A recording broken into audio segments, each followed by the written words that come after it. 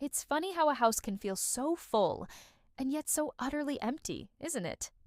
Like standing in a crowded room and screaming, but no sound comes out.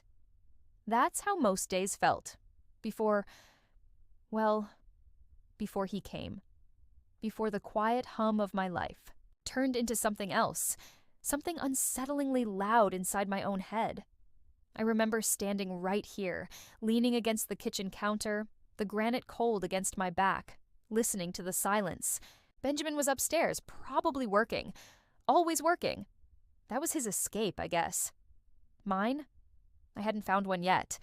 I was just existing, floating, waiting for a tide that never seemed to turn.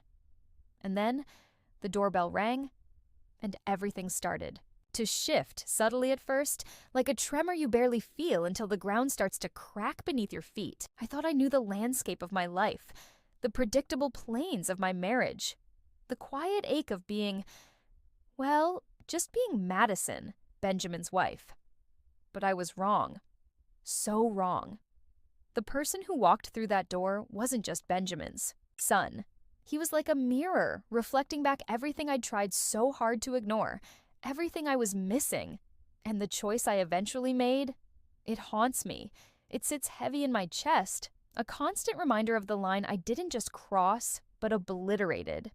But first, please like this video and subscribe if you enjoy these stories. It helps a lot. Benjamin and I, we were comfortable. That's the word people use, isn't it? Comfortable. Like an old pair of shoes you don't love anymore, but they don't hurt your feet, so you keep wearing them. We built this life, this house, this routine, dinner at 7, predictable conversations about his work, finance, numbers, things that felt a million miles away from the landscape inside me. He wasn't unkind, not really, just distant, absorbed. Like I was part of the furniture, necessary, but rarely noticed. Did he see the way my smile didn't quite reach my eyes anymore? Did he notice how quiet I'd become? How I'd stopped suggesting weekend trips or date nights? Probably not. Or maybe he did, and the silence was easier than acknowledging the space that had yawned open between us. It was a comfortable silence, perhaps, but suffocating all the same. I felt invisible, adrift in the very life I'd helped create. I poured myself into maintaining the house, into reading novels where heroines lived vibrant lives, into pretending that the hollow ache in my chest was just indigestion. It was easier than admitting the truth. I was desperately, profoundly lonely. And then came Aaron, Benjamin's son from his first marriage. 19. He was transferring colleges, needed a place to stay for a while, maybe a semester, maybe the year. Benjamin had announced it almost casually over dinner one night, a brief interruption to the usual market talk. Aaron's coming to stay for a bit. Just like that. I remember nodding, murmuring something appropriate, while inside, a strange mix of apprehension and something else flickered. Another presence in the house, another variable in our carefully constructed, albeit sterile, equation. He arrived on a Tuesday. Tall, lankier than I expected from the old photos Benjamin kept tucked away. He had his mother's eyes, a startlingly clear blue that seemed to take everything in, a contrast to Benjamin's more guarded gaze. He was polite, reserved almost, said, "Hello, Madison," offered a slightly awkward handshake, his grip surprisingly firm. Benjamin gave him the guest room downstairs, showed him around with a detached sort of efficiency. Wi-Fi passwords on the fridge. Help yourself to whatever. Just, keep things tidy. Classic Benjamin. Practical, minimal. The first few days were quiet. Aaron kept mostly to himself, surfacing for meals, offering polite monosyllabic answers to my attempts. At conversation. How were classes? Fine. Need anything? Nope. It felt like tiptoeing around a stranger, which, essentially, he was. Benjamin seemed relieved by the lack of disruption. For him, Aaron's presence was just another logistical detail managed. But for me, it was different. His quietness wasn't like Benjamin's detached quiet. It felt watchful, observant. Sometimes I'd catch him looking at me when he thought I wasn't paying attention, a flicker of something unreadable in those blue eyes before he'd quickly look away. It was disconcerting, unsettling, but also strangely validating. It was the feeling, faint at first, that someone in this house actually saw me. Not just Madison, the wife, the placeholder, but me. And that tiny crack, that first sliver of being seen, was perhaps the most dangerous thing of all. It was the beginning of the tremor, the first sign that the ground wasn't nearly as stable as I'd believed. The silence in the house was still, there, but now it felt different, charged, like the air before a storm. And I found myself listening, waiting, a knot tightening somewhere deep inside me, unsure what was coming but knowing somehow that nothing would ever be quite the same again. The carefully constructed walls around my quiet desperation were starting to crumble. It started subtly, the way ivy creeps up a wall, almost imperceptible until suddenly it's everywhere. Aaron's presence began to fill the quiet spaces Benjamin left behind, not with loud noise, but with small moments that accumulated, like grains of sand piling up until they formed something solid, something undeniable. We fell into a loose rhythm. Mornings were often just us. Benjamin left early, a perfunctory kiss brushed against my cheek, his mind already miles away crunching numbers. Aaron, however, usually surfaced later, shuffling into the kitchen with sleep-tousled hair, heading straight for the coffee machine. Sometimes we'd stand there in comfortable silence, sipping our mugs, the morning sun slanting through the window. Other times, fragments of conversation would emerge. He'd ask about my plans for the day. A simple question, yet it felt strangely significant because Benjamin rarely did. I learned about his classes, literature, surprisingly, not business like his father. He spoke about books with a quiet passion, a spark igniting in those blue eyes that I never saw when Benjamin discussed market trends. There was this one afternoon, I was struggling to reach a book on the top shelf in the living room. One of those ridiculously high built-ins Benjamin had insisted on. I was balancing precariously on a step stool, fingers just brushing the spine, when Aaron appeared in the doorway. He didn't say much, just walked over, easily plucked the book down, and handed it to me. "This one?" he asked, a faint smile playing on his lips. It was nothing, really, a simple gesture, but the closeness, the easy way he'd solved my small problem, the fact that he'd noticed me struggling, it sent a warmth spreading through my chest that felt unfamiliar, and, if I'm honest, a little dangerous. Benjamin would have told me to be careful, or maybe not even noticed me teetering there at all. Aaron just helped, quietly, efficiently. And then he lingered for a moment, his eyes meeting mine, holding my gaze just a fraction longer than necessary before murmuring, "Need anything else?" I just shook my head, suddenly flustered, the weight of the book in my hands feeling strangely heavy. These moments became little pockets of connection in the otherwise sterile environment of the house. We talked about music while loading the dishwasher.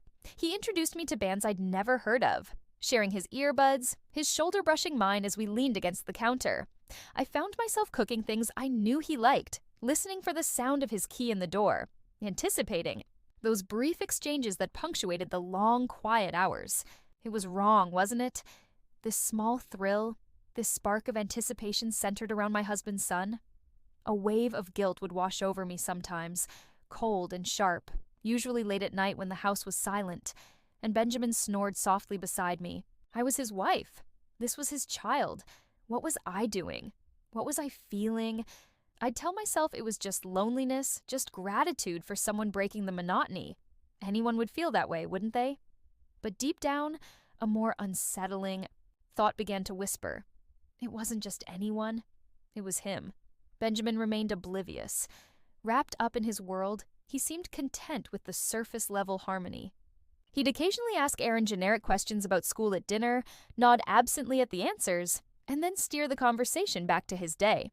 He never seemed to notice the way Aaron sometimes looked at me, or the way I perhaps looked back. Or maybe he did, and chose not to see. That thought was almost worse. Did he care so little? Was our connection so frayed that even this potential intrusion didn't register as a threat? His indifference became a strange sort of permission, a silent green light to the feelings I was desperately trying to suppress. If he didn't care enough to notice, why should I fight so hard against this tide? It was a treacherous line of thought, born of neglect and a desperate craving for acknowledgement. The tension wasn't just internal anymore, it started to leak into the air between Aaron and me. Conversations became laced with unspoken things. Glances held meanings I was afraid to decipher. Once, reaching for the salt shaker at the same time, our hands brushed. A jolt, electric and startling, shot up my arm. We both pulled back quickly, a flush rising on my neck, and I saw a similar flicker of surprise, or something else, in his eyes before he looked down at his plate. Neither of us mentioned it. We didn't need to. The air crackled. The silence that followed wasn't empty. It was thick with possibility, with danger, with the terrifying awareness that something irreparable was shifting between us. I felt like I was standing on the edge of a cliff, the wind whipping around me, part of me wanting to step back, another darker part wanting to lean forward just to see what would happen. The ground wasn't just cracking anymore, it felt like it was actively crumbling away, and I wasn't sure I wanted to find solid footing. The loneliness hadn't disappeared, but now it was mixed with something else, a confusing, terrifying, and utterly captivating flicker of forbidden excitement. And the question that kept echoing in the back of my mind was no longer if the line would be crossed, but when. The house seemed to shrink around us in the following days.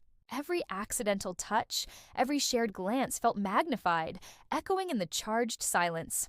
I started avoiding being alone with him, inventing errands, busying myself in parts of the house he rarely frequented, but it was like trying to hold back the tide with cupped hands.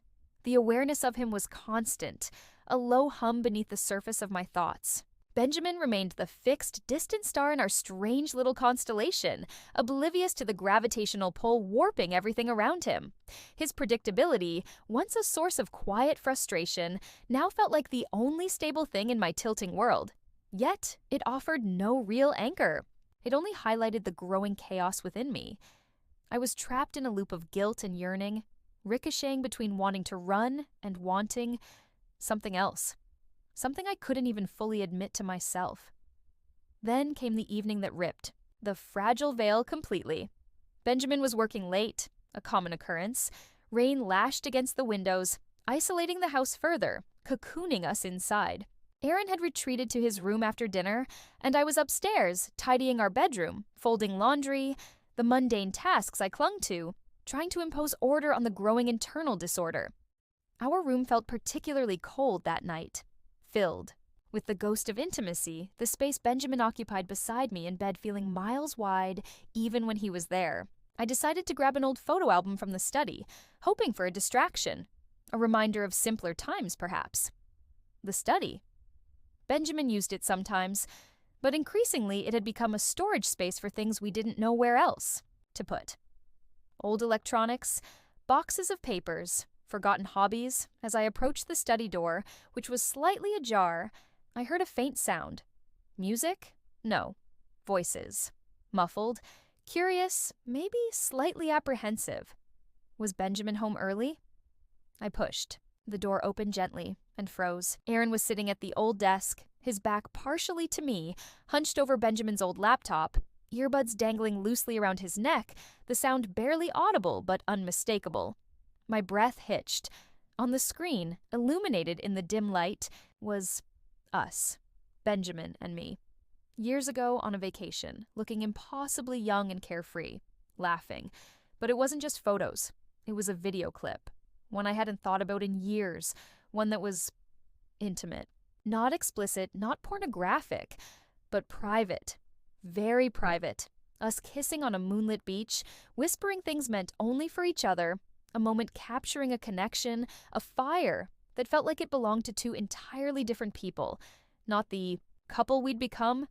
Time seemed to stop. My blood ran cold, then hot with a confusing surge of shame and something else, something I couldn't name. He hadn't heard me. He was absorbed, his profile etched against the glow of the screen. Why was he watching this? How had he even found it? It must have been buried deep in the old laptop's files. My mind raced, scrambling for an explanation, any explanation other than the one that was forming, ugly and insistent. Was he curious, bored, or was it something else? Something directed at me?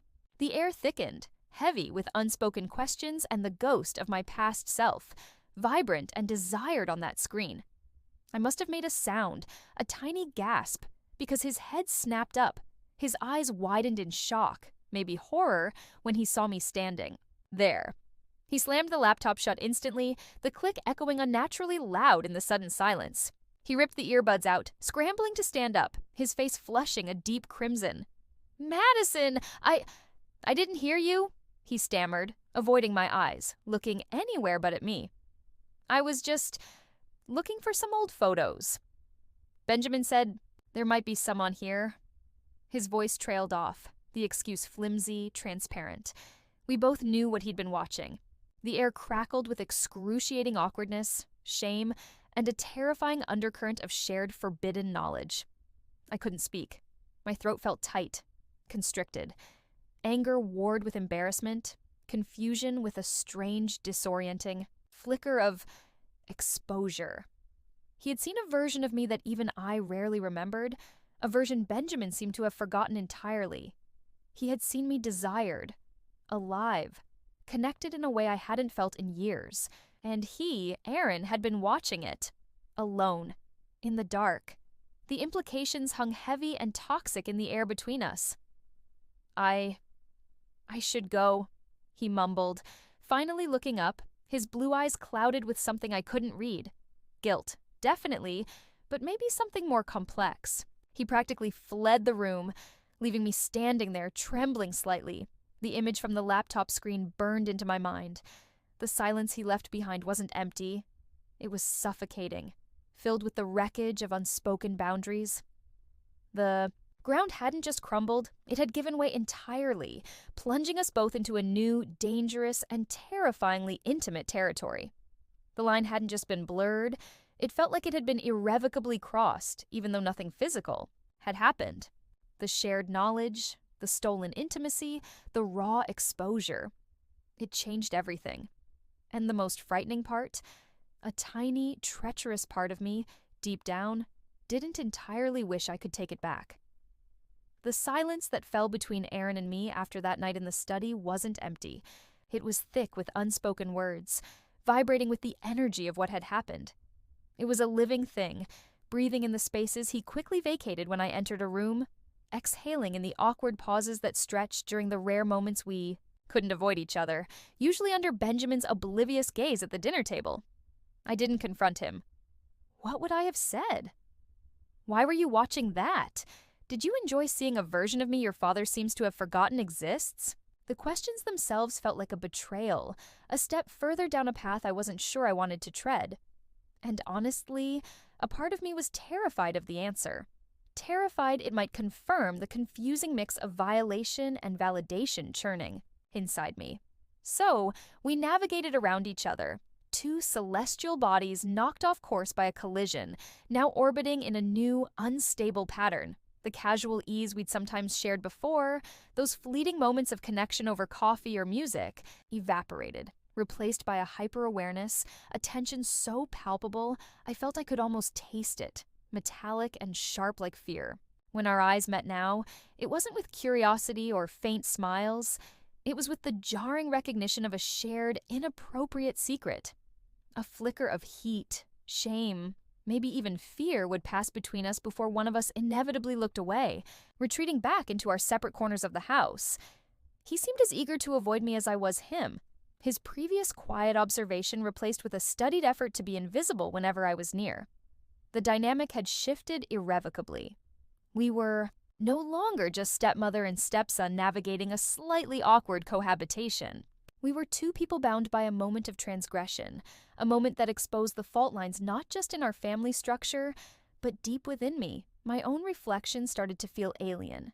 Who was this woman staring back from the mirror? The one whose heart sometimes hammered embarrassingly loud when she heard his footsteps approaching, even as her mind screamed warnings. The one who replayed the image from that laptop screen, not just his face watching, but her face, younger, happier, intimately connected to Benjamin, and felt a confusing cocktail of emotions. Indignation at the privacy breach, shame at the content, anger at Benjamin for letting that connection wither, and beneath it all, That persistent, sickening flutter of being seen, truly seen, even in the worst possible way. It felt like a profound betrayal of the woman I thought I was, the loyal, if lonely wife. This internal dissonance was exhausting, a constant low-grade hum of anxiety beneath the surface of my carefully maintained composure. I felt brittle, like I might shatter at any moment. Benjamin, predictably, noticed nothing.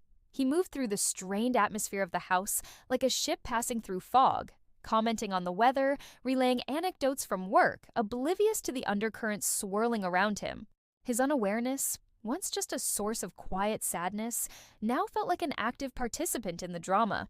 Didn't he feel the chill? Didn't he see the way Aaron and I barely spoke, the way we avoided eye contact? His blindness wasn't comforting. It felt like abandonment. It amplified my own sense of isolation, and, perversely, almost justified the confusing pull I felt elsewhere.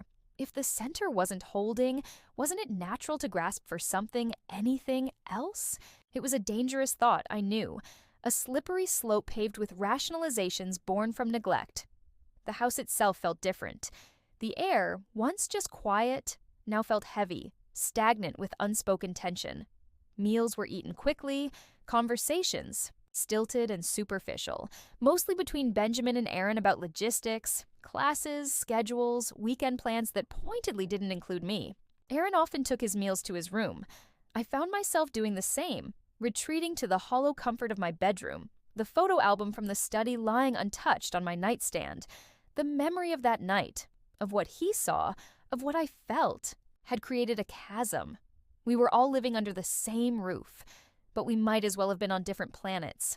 The fragile ecosystem of our home had been disrupted, contaminated by that shared secret knowledge. And the worst part?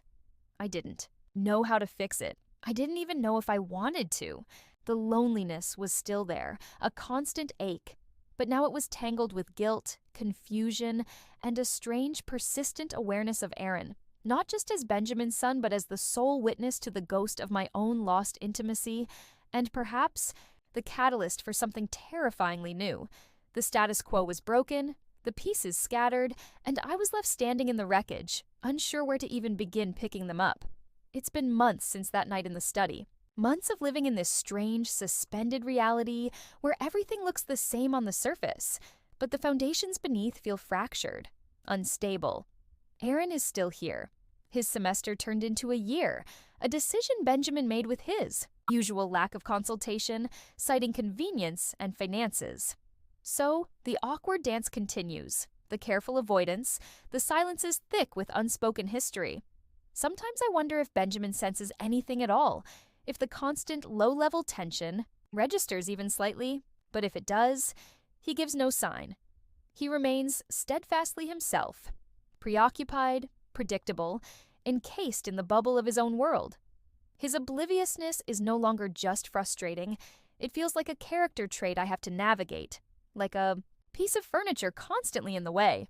Looking back, it's terrifyingly clear how starved I was, not for anything dramatic, not necessarily for grand passion, but for simple acknowledgement, for the feeling of being seen, truly seen, by someone, anyone. And isn't that the most dangerous hunger? It makes you vulnerable, susceptible to attention, from unexpected, even inappropriate sources. Aaron, he saw me. Maybe not in the way I would have wanted, certainly not in a way that was right or healthy, but he saw something beyond the faded outline of Benjamin's wife. He saw the woman in the video, perhaps, or maybe just the lonely woman standing in front of him. And that act of seeing, however complicated, however wrong, became a focal point in the vast emptiness of my emotional landscape. It doesn't excuse anything. Not my feelings, not the path my thoughts strayed down, certainly not the way I sometimes lingered a second too long hoping for another glance, another accidental brush of hands, even after the incident. But it explains, perhaps, how the lines blurred so easily, how the need for connection, any connection, overrode the warning bells clanging in my head. The video incident wasn't the end, nor was it a dramatic turning point that led to confessions or confrontations. It was more like a stone dropped into a still pond, the ripples spreading outwards, subtly changing everything. It solidified the unspoken understanding between Aaron and me, an understanding built on shared awkwardness, guilt, and a bizarre, unwanted intimacy. We know something Benjamin doesn't. We share a secret space, however uncomfortable. And that knowledge binds us in a way, creating a strange, unwelcome alliance against the backdrop of Benjamin's indifference. There are moments, fleeting and unnerving, when our eyes meet across the dinner table, and I see a flicker of that shared knowledge, that shared discomfort, before we both quickly look away. It's a silent acknowledgement of the precipice we both stand on. Have I crossed a line? Yes. Not physically, perhaps, not in the way that blows lives apart instantly, but emotionally, mentally, absolutely. I allowed myself to drift into dangerous waters, fueled by loneliness and neglect. I entertained feelings that had no place in my life, fixated on the attention of my husband's son, because my husband offered so little of his own. The guilt is a constant companion, a dull ache beneath my ribs. But it's tangled now with a kind of weary resignation, an understanding that human hearts are messy, complicated things, often driven by needs we barely understand ourselves. I don't see myself as a villain. Not entirely. Just as someone profoundly lost. Someone who grasped for a flicker of light in the dark, even knowing it might be a flame that could burn everything down. Who am I now? I'm still Madison, Benjamin's wife. I still fold the laundry, make the coffee, exist within the frame of this life we built, but the picture inside the frame has changed. I'm more aware, painfully aware, of the cracks in my marriage, the depth of my own unmet needs, the ease with which boundaries can erode when you feel invisible. I look at Benjamin sometimes and wonder if he'll ever truly see me again, or if we're destined to coexist in this comfortable, quiet emptiness forever. I look at Aaron, this young man who inadvertently became the catalyst for so much internal chaos, and I feel a confusing mix of resentment, guilt, and a lingering, unwelcome pull. It's a heavy burden to carry, this new self-awareness, this knowledge of my own capacity for forbidden thoughts and feelings. There's no easy resolution, no neat ending where everything clicks back into place or dramatically falls apart. There's just this ongoing tension, this quiet house filled with unspoken things, this daily navigation of a life that feels both familiar and irrevocably altered. It's the confusing aftermath, the quiet ripple effect of choices made and boundaries blurred, and I'm still learning how to live within it. What would you have done in my situation? Faced with that kind of loneliness, that kind of invisibility, and then that unexpected, complicated attention? Let me know your thoughts in the comments below. And if you want to hear more stories like this, more explorations of the messy, complicated parts of life and relationships, don't forget to like, subscribe, and hit the notification bell so you don't miss out. Thank you for listening.